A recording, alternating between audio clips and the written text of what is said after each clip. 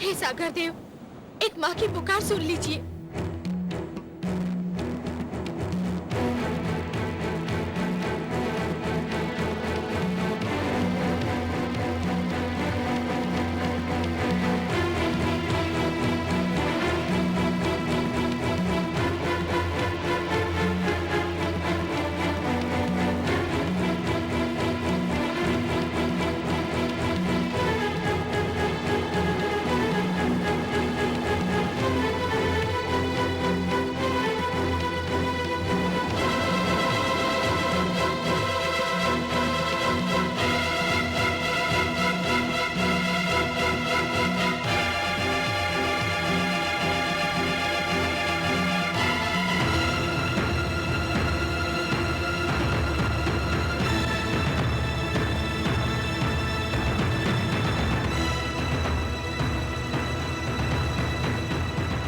भगवान सर्वशक्तिमान, अनर्थ हो गया है।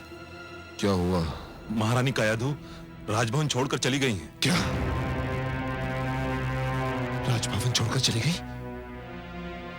कहां चली गई? पुत्र वियोग में व्याकुल होकर वो सागर की ओर गई हैं, जहां कामरूप नरेश ने राजकुमार को डुबो दिया था। महाराज, महारानी कहीं जल समाधि ना ले लें। ये माता और पुत्र मिलकर मुझे पागल कर देंगे, पागल कर देंगे दोनों मिलकर। जाओ, रोको उन्हें। वो मेरे रोके नहीं रुकेंगी, केवल आप ही उन्हें रोक सकते हैं, और आपको उनको रोकना ही चाहिए, नहीं तो ये संसार क्या कहेगा महाराज। ठीक है, तुम मेरे साथ चलो और कुछ सैनिक भी ले लो।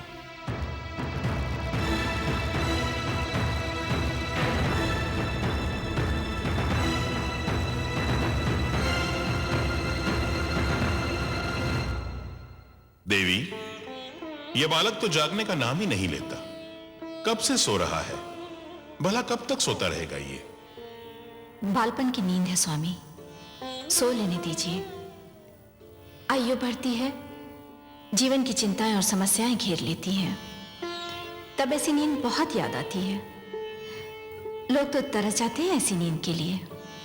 आप सत्य कहती हैं देवी, पर बहुत सो चुका ये। अब इसे जागना होगा। कम से कम जागकर ये तो देखे कि इसके ननिहाल में इसका आदर सत्कार कैसा हुआ। मुझे खेद है पिताश्री। प्रणाम पिताश्री, प्रणाम माते। पिताश्री, मुझे खेद है कि आप अपने नाती का और अधिक आदर सत्कार नहीं कर पाएंगे। क्यों पुत्री? क्योंकि इसकी माता इसके वियोग में तड़प रही है। पुत्र प्रहलाद को उसके पास लौटने में और अधिक विलंब हुआ तो वो अपने प्राण त्याग देगी।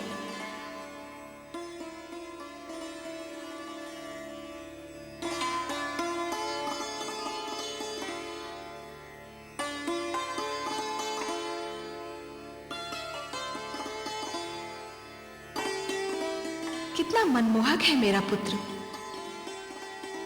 इसके मुख से तो मेरी दृष्टि हटती ही नहीं। तुमने इसके सिर पे हाथ क्या फेर दिया पुत्री? इसके माथे पर समस्त सृष्टि का तेज निखर आया है, मानो प्रकाश का मुकुट पहन लिया हो। सुनो पुत्री, तुम स्वयं जाके इस बालक को इसकी माता को सौंप दो। नहीं पिताश्री, पुत्र प्रहलाद को आपकी गोद में फेंका गया था। कयाधु भी इसे आप ही से मांग रही है। दुख से बिलखती इसकी माता को आप अपने हाथों से लौटाएंगे तो उसके हर्ष की कोई सीमा नहीं रहेगी। आप ही इसे ले जाइए। तुम कहती हो पुत्री, तो मैं ही इस बालक को इसकी माता को सौंप दूंगा।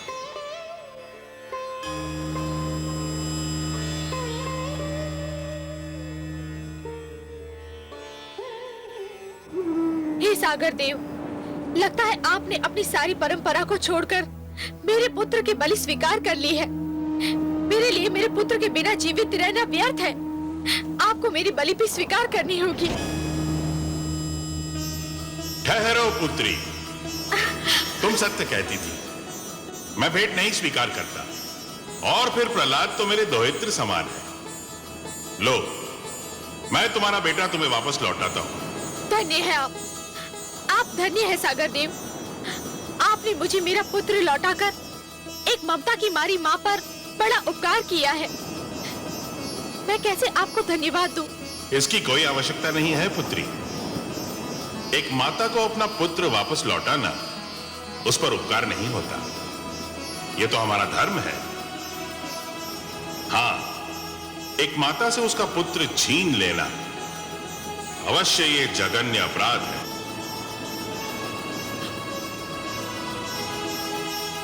मेरा पुत्र,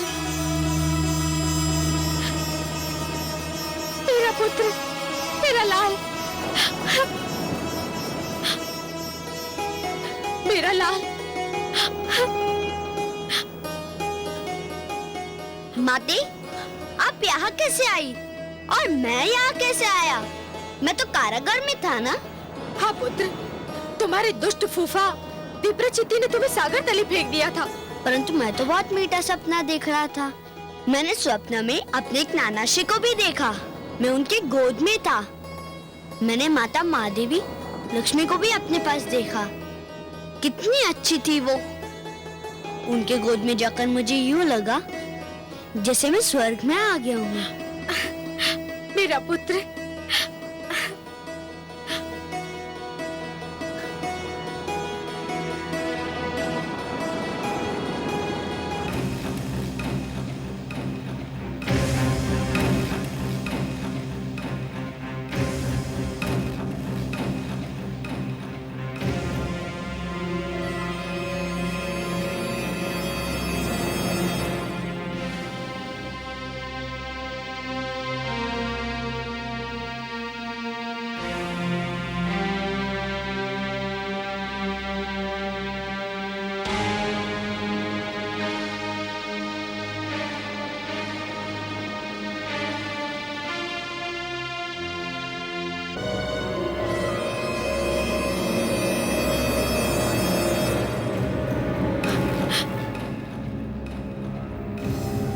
नहीं,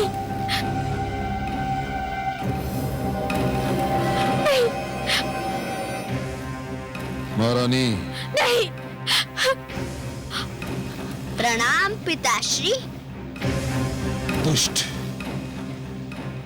तुझसे पर्वत की ऊंचाई हार सकती है, अग्नि का ताप हार सकता है, समुद्र की गहराई हार सकती है, किंतु मैं तुझसे हार नहीं मानूंगा, कदापि नहीं मानूंगा। सैनिकों, पकड़ से। रुक जाओ सैनिकों। यदि किसी ने मेरे पुत्र को हाथ भी लगाया तो मैं इसके और अपने प्राण एक कर दूंगी। मैं भी महान असुरा तारक के महाबली सेनापति जंबासुर के पुत्र कयादु हूँ। मेरे पास भी मायावी शक्तियाँ हैं। मैंने आज तक इन शक्तियों का प्रयोग नहीं किया, पर यदि कोई मेरे पुत्र के निकट भी आया तो आज मैं भी अपनी शक्ति दिखाकर इस शक्ति का प्रयोग करूंगी। देखते क्या हो, पकड़ लो इस धूर्त को। सावधान! आगे मत बढ़िए दैत्येंद्र, आगे मत बढ़िए। रानी, हट जाइए मेरे मार्ग से। रुक जाओ नहीं, स्वामी, दैत्येंद्र, नहीं। रुक जाओ। प्रणाम गुरुदेव। गुरुदेव, आपने बहुत देर कर दी। आप होते तो मेरे साथ इतना बड़ा अनर्थ ना होता गुरुदेव। आपके ना होने से मेरे साथ क्या क्या ना हुआ। मेरा पुत्र मेरा सबसे बड़ा बैरी बन गया। मेरा उत्तराधिकारी मेरा महानतम विरोधी बन गया गुरुदेव। मैं जानता हूं दैत्येंद्र, मैं सब जानता हूं। तुम चिंता मत करो, अब मैं लौट आया हूं, सब ठीक हो जाएगा।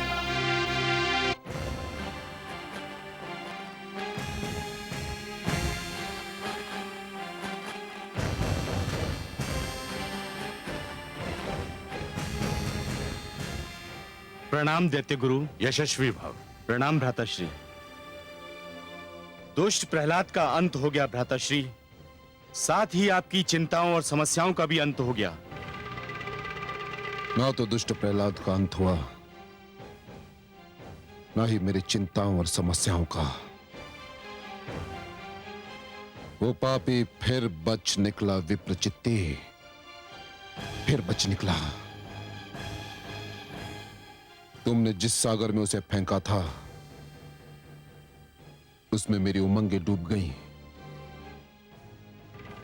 मेरी इच्छाएं डूब गईं, मेरी सारी योजनाएं डूब गईं। बस नहीं डूबा तो वो दुष्ट प्रहलाद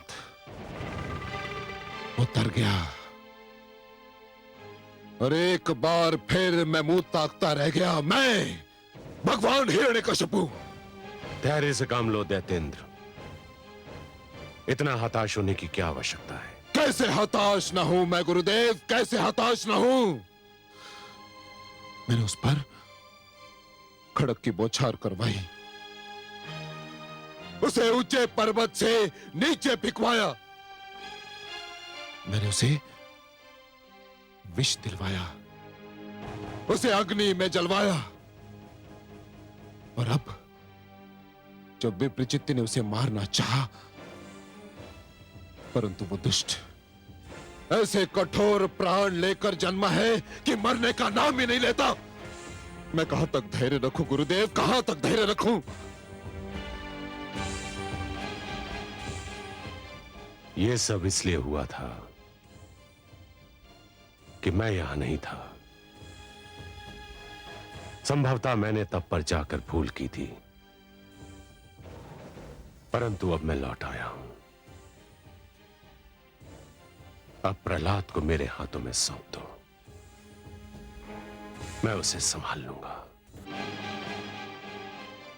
मैं तो समझा था तुम दोनों मेरे योग्य शिष्य सिद्ध होगे, मेरी अनुपस्थिति में गुरुकुल को संभाल लोगे, परंतु तुम दोनों सर्वथा अयोग्य निकले। सब अनर्थ हो गया। हम क्या करते पिताश्री? राजकुमार प्रहलाद। प्रश्न प्रहलाद का नहीं है, प्रश्न है गुरुकुल के शेष विद्यार्थियों का। प्रहलाद तो राजकुमार है, परंतु तुम तो साधारण शिष्यों को भी नियंत्रण में नहीं रख सके। राजकुमार प्रहलाद ने विद्रोह की ऐसी ज्वाला फैलाई कि हम विवश हो गए। धिक्कार है तुम पर। मैंने तुम्हें कृत्या क्रिया किस दिन के लिए सिखाई थी? तुम्हें कृत्या का प्रयोग करना चाहिए था। कृत्या अगर प्रकट हो गई तो राजकुमार को मार डालेगी पिताश्री। और यदि प्रहलाद जीवित रह गया तो समस्त असुर लोक मारा जाएगा। जाओ प्रहलाद को गुरुकुल में आने का संदेश दो। किंतु गुरुदेव, इतना सब घट जाने के उपरांत क्या महारानी कयाधु अपने पुत्र को हमारे साथ आने भी देंगी?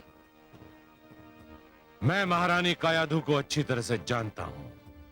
वो पुत्र की शिक्षा के नाम पर कोई भी बलिदान कर सकती है। जाओ उनसे कहो कि मैंने प्रहलाद को गुरुकुल में शिक्षा के लिए बुलाया है। जो आज्ञा गुरुदेव।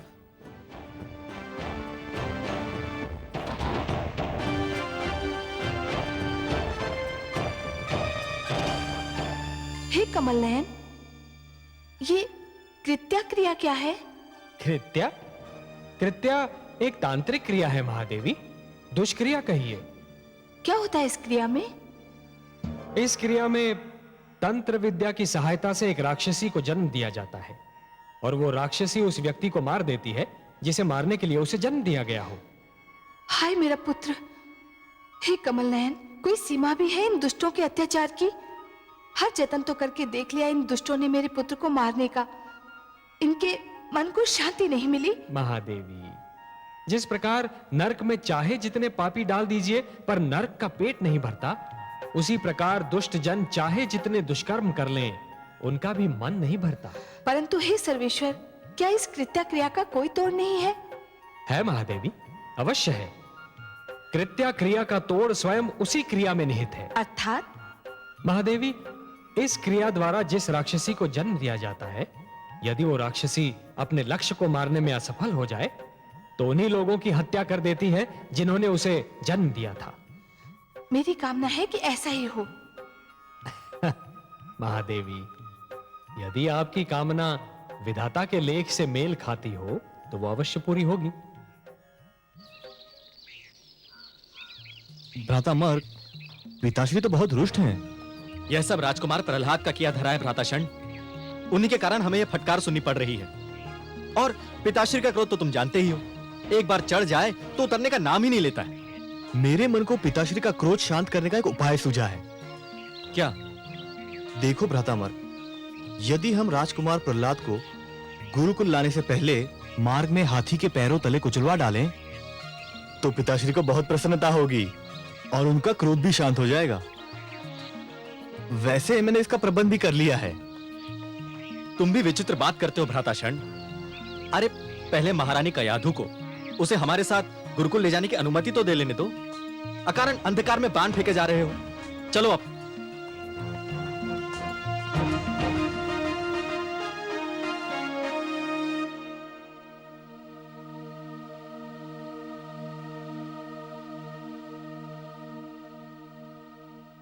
महारानी की जय हो। असुरों के गुरुकुल से गुरुजन शंड और अमरक आपसे मिलने आए हैं। शंड और अमरक? अब वे यहाँ किस लिए आए हैं? वे कहते हैं कि उनका आपसे मिलना आवश्यक है।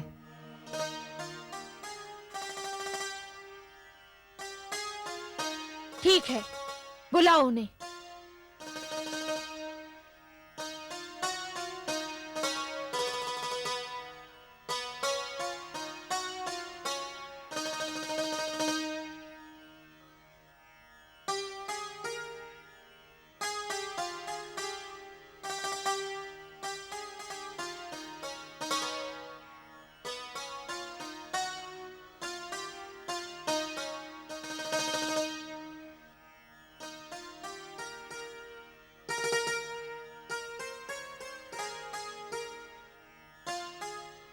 प्रणाम महारानी।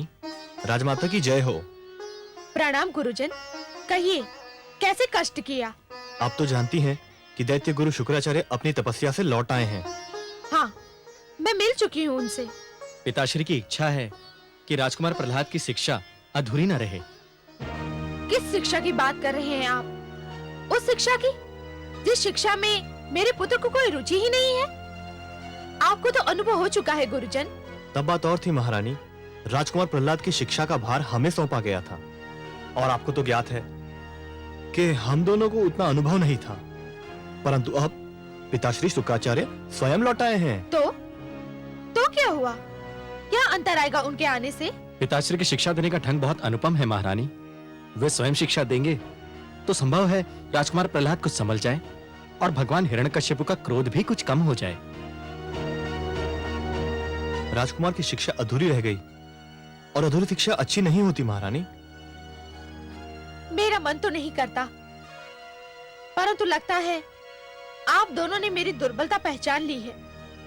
मैं अपने पुत्र को पूर्णतया शिक्षित देखना चाहती हूँ। तो फिर देर काहे की? बुलाइए उन्हें।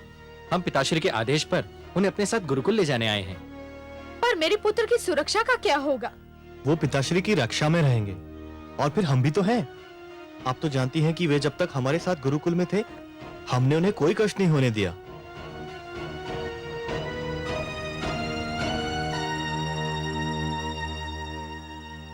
पुत्र प्रहलाद,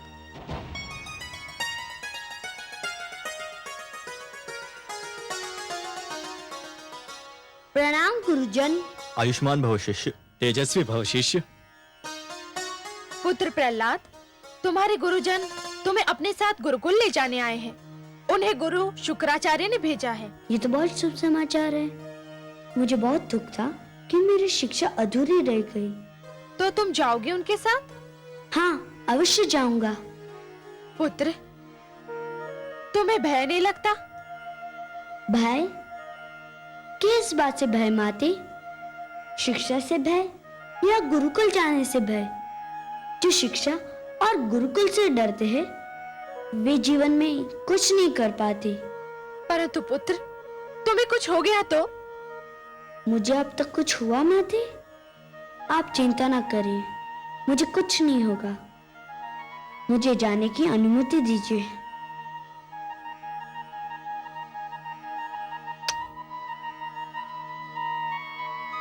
आयुष्मान भव पुत्र। चलिए गुरुजन, मैं गुरुकुल जाने के लिए बहुत व्याकुल हूँ।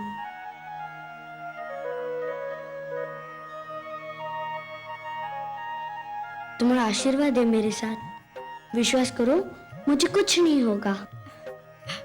जाओ पुत्र।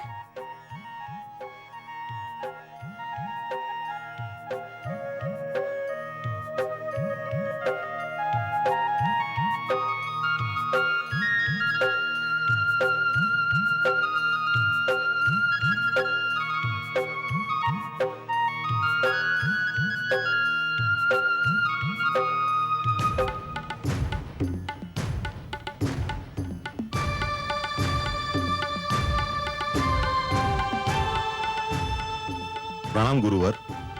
क्या समाचार लाए हो सेनापति? शुभ समाचार है दैत्य गुरु। महारानी कयाधु ने राजकुमार प्रहलाद को गुरुकुल जाने की अनुमति दे दी है। राजकुमार गुरुजन षंड और अमर के साथ गुरुकुल की ओर प्रस्थान कर चुके हैं। शुभ समाचार, अत्यंत शुभ समाचार। मुझे भय था हिरण्यकशिपु, कहीं महारानी कयाधु ममता की भावना के अधीन होकर प्रहलाद की राह ना रोक ले।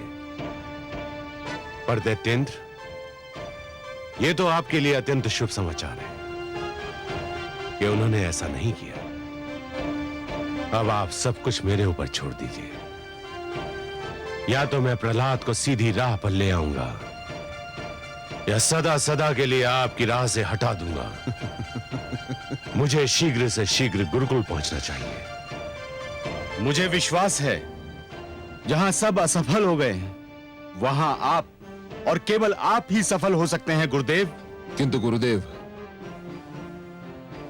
मुझे तभी विश्वास होगा जब मैं उस दुष्ट प्रहलाद की मृत्यु का समाचार आपके मुख से सुनूंगा।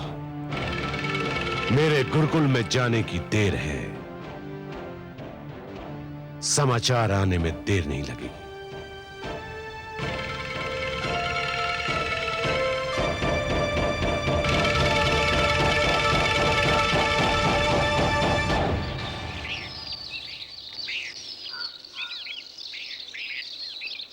गुरुजन, आपने माताश्री को मनाकर मुझ पर बड़ा उपकार किया है। मैं अपने गुरुकुल के मित्रों से मिलने के लिए बड़ा व्याकुल था। वे भी तुम्हें देख के बहुत प्रसन्न होंगे। क्या हमें ज्ञात है कि मैं वहां आ रहा हूँ? नहीं, हमने यह निर्णय लिया था कि अचानक तुम्हें उनके समक्ष ले जाकर उन्हें अचंभे में डाल देंगे। अरे, ये आवाज कैसी? हाँ, शिष्य प्रहलाद, तुम यही ठहरो, हम देख के आते हैं कि ये हाथी कहां से आ रहा है। आओ भ्राता अमर। हाँ, यही ठहरना।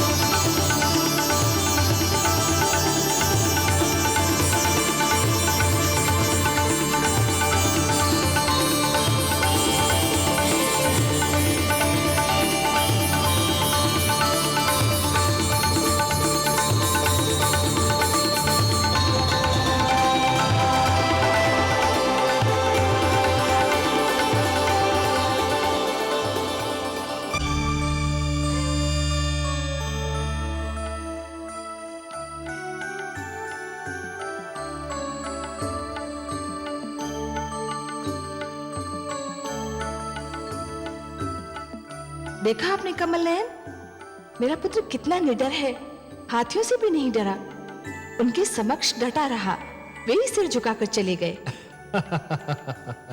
महादेवी, आपके पुत्र का ईश्वर पर इतना अडिग विश्वास है कि उसने मृत्यु से भयभीत होना छोड़ दिया है।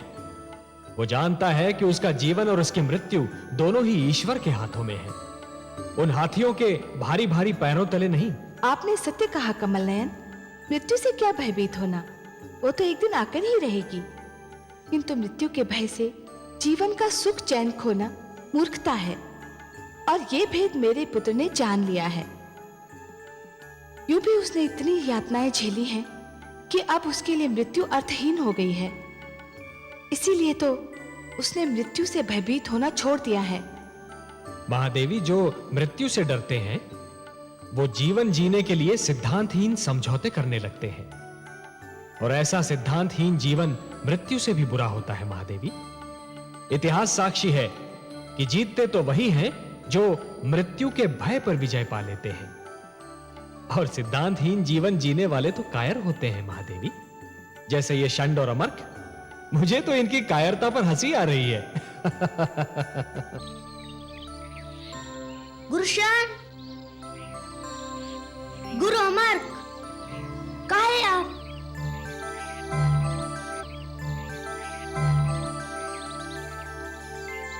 कहाँ चले गए थे आप दोनों? हम कहीं नहीं, हम तो यहीं थे। हाँ। क्या आप हाथी से भयभीत हो गए थे? नहीं नहीं, हम क्यों भयभीत होंगे? क्यों भ्राताशण? है ना? बिल्कुल बिल्कुल। हाँ। हम तो नित दिन हाथियों के साथ में खेलते हैं, है ना? हाँ। परंतु गुरुजन, लगता है ये हाथी हमारे संग खेलने नहीं, कुछ और करने आया था। कुछ और? चलिए गुरुजन, गुरुकुल में हमारी प्रतीक्षा हो रही होगी। हाँ, चलो।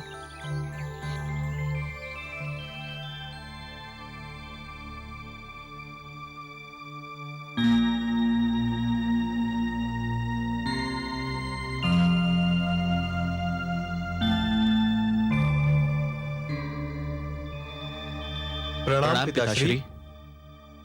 प्रणाम गुरुदेव।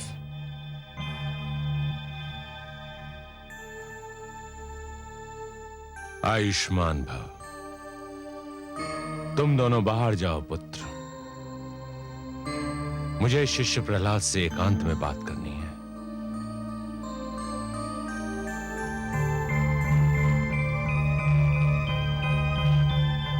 शिष्य प्रहलाद, प्रसन्नता हुई तुम्हें देखकर। कहो कैसे हो? गुरुदेव की कृपा से सकुशल हूँ। अब गुरुदेव के दर्शन से धन्य हो रहा हूँ। जानते हो प्रहलाद, मैंने तुम्हें यहाँ किस लिए बुलाया है? मेरी अधूरी शिक्षा संपूर्ण करने के लिए, और मैं इसे अपना सौभाग्य समझता हूँ कि मुझे आपसे शिक्षा मिलेगी। मैं चाहता हूं कि तुम्हारी शिक्षा संपूर्ण हो, परंतु उससे पूर्व मैं तुमसे एक प्रश्न पूछना चाहता हूं। मेरे प्रश्न का उत्तर दोगे? आपके प्रश्न का उत्तर देने की क्षमता तो नहीं है मुझ में, किंतु यथाशक्ति प्रयत्न करूंगा। शिष्य, तुम जानते हो कि दीपक का धर्म क्या है? प्रकाश फैलाना गुरुदेव, अंधकार से संघर्ष करना। संतान को भी कुल दीपक कहा जाता है, जानते हो? जानता हूं गुरुदेव। जानते हो तो फिर अपने कुल के लिए ऐसा दीपक क्यों बने हुए हो जो प्रकाश के स्थान पर अंधकार फैला रहा है, उनके कष्ट का कारण बना हुआ है। हे गुरुदेव, मैंने किसको कष्ट दिया? किसको कष्ट नहीं दिया? अपने गुरुजन को कष्ट दिया, अपने पिता को कष्ट दिया, अपनी माता को कष्ट दिया, और उससे बढ़कर अपने आप को कष्ट दिया। तुम्हें कटारों की तेज धार पर रख लिया गया, पर्वत से गिराया गया, विष पिलाया गया, नागों के बीच छोड़ दिया गया, अग्नि में जलाया गया, सागर में डुबोया गया। परंतु ये सब मेरे लिए कष्ट नहीं सिद्ध हुए, ये सब तो मेरी परीक्षाएं सिद्ध हुई, और आपकी कृपा से मैं इन परीक्षाओं में सफल हुआ। संभव है, किंतु तुम अपने माता पिता और समस्त असुर लोग के कष्ट का कारण तो बने हुए हो। उसका क्या उत्तर है तुम्हारे पास? हे गुरुदेव, यदि उनके कष्ट का कारण मैं होता तो विश्वास कीजिए, मैं अपने हाथों अपने जीवन का अंत कर लेता।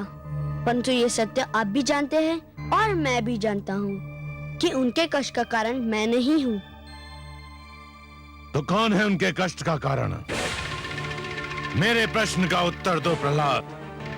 मैं नतमस्तक होकर आपसे क्षमा याचना करता हूँ गुरुदेव, परंतु आपने मुझे उत्तर देने का आदेश दे ही दिया है, तो मेरा उत्तर भी सुन लीजिए। उनके कष्ट का कारण आप हैं।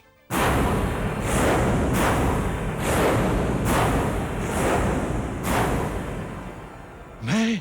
हाँ, हे गुरुदेव, आप मुझे क्षमा कीजिए, किंतु आपने अपना गुरुधर्म बुलाकर सबको कष्ट में डाल दिया। क्या बक रहा है धूर्त? मैंने अपना गुरु धर्म बुला दिया है? कैसे? हे गुरुदेव, आपने अपने अहंकार के वश देवताओं और असुरों के बीच मतभेद की दीवार खड़ी कर दी। प्रहलाद! सत्य कड़वा होता है गुरुदेव, परंतु क्या ये सत्य नहीं कि आपने अपने पद की रक्षा के लिए असुरों को देवताओं से लड़ा दिया? आपको हर पल अपने अपमान का ध्यान रहा, हमारे कल्याण का नहीं। आप स्वयं व्रत करते हैं पर असुरों को व्रत करने से रोकते हैं। आप स्वयं तप करते हैं पर असुरों से कहते हैं कि वे दूसरों का तप भंग कर दे। आपने शिक्षा को विभाजित कर दिया है। अपने पुत्रों और राजकुमारों के लिए शिक्षा के कुछ और नियम बनाए और साधारण असुर बालकों के लिए कुछ और। हे गुरुदेव, गुरु वो होता है जिसके चरण छूते ही मन में ज्ञान का उजाला फैल जाता है, परंतु आप कैसे गुरु है जो आपके चरण छूता है उसके मन में अहंकार का अंधकार डेरा जमा लेता है। बंद कर ये विषैला प्रहलाद। नहीं गुरुदेव, आज सुन ही लीजिए, कह लेने दीजिए मुझे अपने मन की बात। मेरे पिताश्री ने ईश्वर होने की घोषणा कर दी। आप चाहते तो उन्हें रोक भी सकते थे, उन्हें अंधेरों में भटकने से बचा सकते थे, परंतु आपने उन्हें और उकसाया, उन्हें और बढ़ावा दिया, और अब वे इतने दूर जा चुके हैं कि उनका लौटना संभव नहीं। दुष्ट बालक, मेरे मन में तो आता है कि मैं इसी क्षण तेरा गला दबाकर तुझे मार डालूं। तो दबा दीजिए गुरुदेव, आपके हाथों मुझे मृत्यु प्राप्त हुई तो मैं इसे अपना सौभाग्य समझूंगा। अवश्य प्राप्त होगी दुष्ट, अवश्य प्राप्त होगी। मैं तेरे सिर पर काल की छाया मंडराते देख रहा हूँ। हट!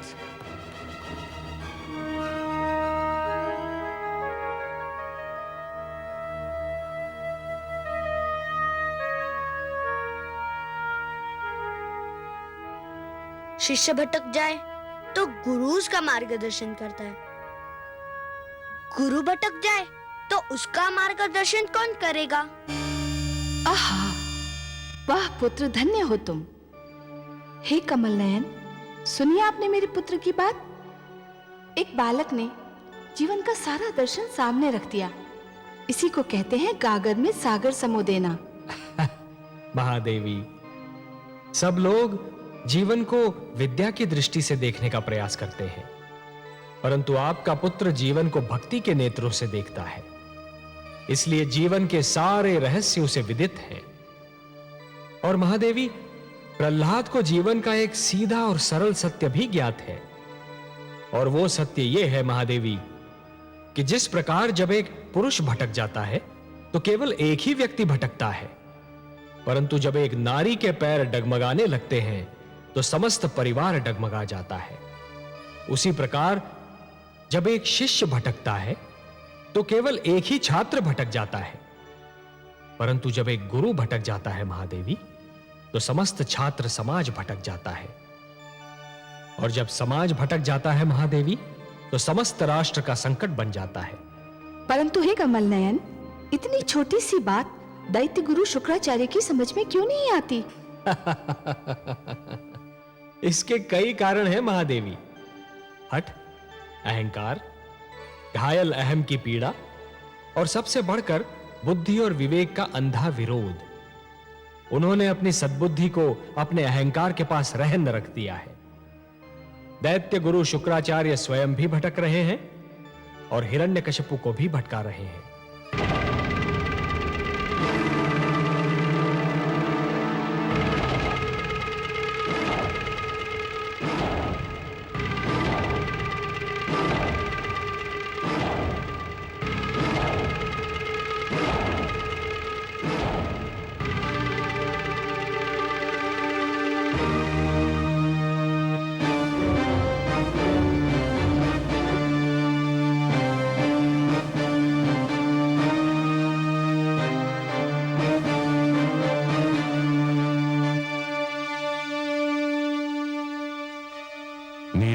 रही है दैत्येंद्र?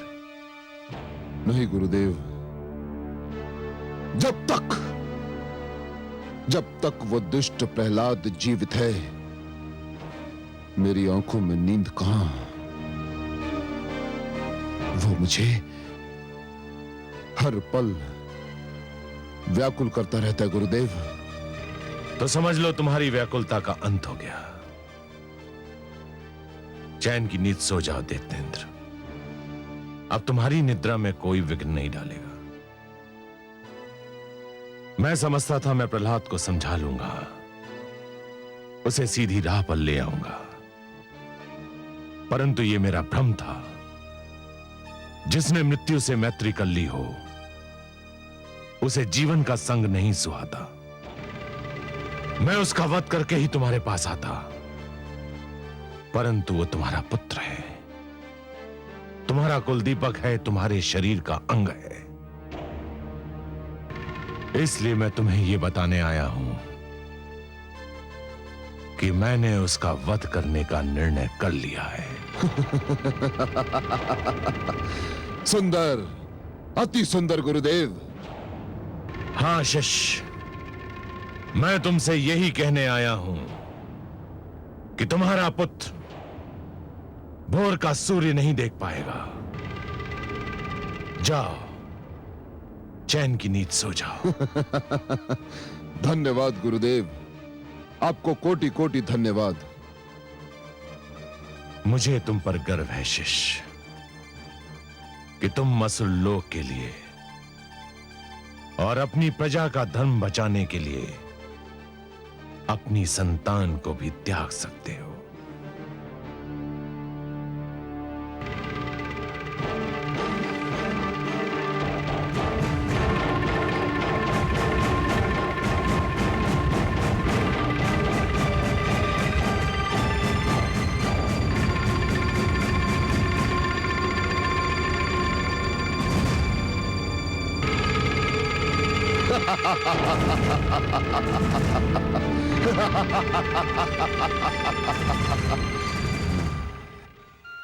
हे कमल नयन, दुष्ट हिरण्यकशिपु की बुद्धि पर तो उसके झूठे अहंकार ने अधिकार जमा लिया है। अपने ईश्वर होने के मद में वो कब का भूल चुका है कि वो प्रहलाद का पिता भी है। परंतु दैत्य गुरु शुक्राचार्य को क्या हो गया है? वो तो 2 पुत्रों षंड और अमर्क के पिता भी हैं। वो किसी के पुत्र का वध करने की बात कैसे सोच सकते हैं? उनका पितृत्व क्यों खो गया है? क्रोध के कारण महादेवी, क्रोध के कारण। जिस प्रकार अग्नि सूखी लकड़ी को सरलता से जला देती है, उसी प्रकार क्रोध सुंदर भावनाओं को सहजता से भस्म कर देता है। हे नारायण, दैत्य गुरु शुक्राचार्य तो विद्वान हैं, तो फिर वो ये क्यों भूल गए कि क्रोध विवेक का शत्रु है? उसे भूलने का कारण है उनका मुझसे वैर। वो मेरे विरोधी हैं, इसलिए मेरा विरोध करने की धुन में वो विवेक तो क्या, स्वयं को भी भूल गए हैं। मेरा विरोध करने की भावना उनकी विद्वत्ता पर भारी पड़ चुकी है महादेवी। और अब दैत्य गुरु शुक्राचार्य कोई भी सीमा पार कर सकते हैं। आश्चर्य है, क्या दैत्य गुरु शुक्राचार्य ये भी नहीं जानते कि सीमा से अधिक विरोध अपने ही दुख का कारण बन जाता है? नहीं जानते महादेवी, दुर्भाग्य से वो इस सत्य को नहीं जानते, पर अतिशीघ्र जान जाएंगे। दैत्य गुरु शुक्राचार्य जिस पथ पर पग धरने जा रहे हैं, वहां उन्हें अश्रु और रक्त की धाराओं के अतिरिक्त और कुछ नहीं मिलेगा।